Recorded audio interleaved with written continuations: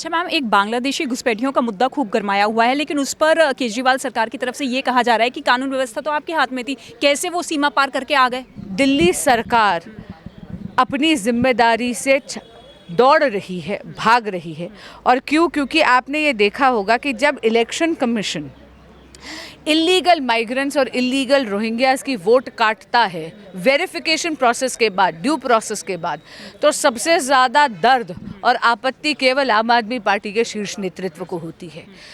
जो दिल्ली पुलिस अभी कार्रवाई कर रही है इलीगल माइग्रेंट्स की के खिलाफ, उसका भाजपा स्वागत करती है। मतदान एक बहुत ही पवित्र अधिकार है जो संविधान ने केवल और केवल भारतीय नागरिकों को दिया है।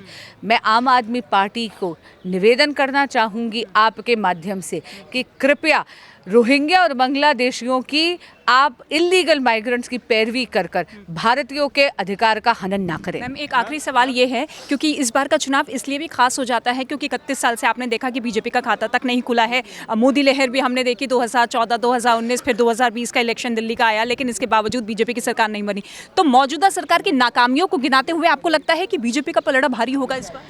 दिल्ली की जनता बहुत ज़्यादा समझदार है और इसीलिए आपने देखा होगा कि जब लोकसभा के चुनाव थे तो 100 आउट ऑफ 100 भाजपा के पक्ष में मतदान, उन्होंने सातों की सातों सीटों में चयन करा है। दिल्ली के मतदाता ने सातों सीटों पे केवल कमल खिला है। अब मैं आपको बताती हूँ, आगामी विधानसभा चुनाव में भी दिल्ली का मतदाता टूटे हुए वादों का दंश सहकर थक गया है। दिल्ली की जनता बहाने नहीं, बदलाव चाहती है। दिल्ली में भाजपा सरकार चाहती है। बहुत बहुत शुक्रिया हमारे साथ जुड़ने के लिए। तो बदलाव चाहती है दिल्ली की जनता, लेकिन दिल्ली की जनता इस पर कितना विश्वास करेगी वो आने वाला चुनाव बताएगा। फिलहाल मुझे दीजिए इजाजत। कैमरा पर्सन अखिल के साथ मैं ऋतिका सिंह।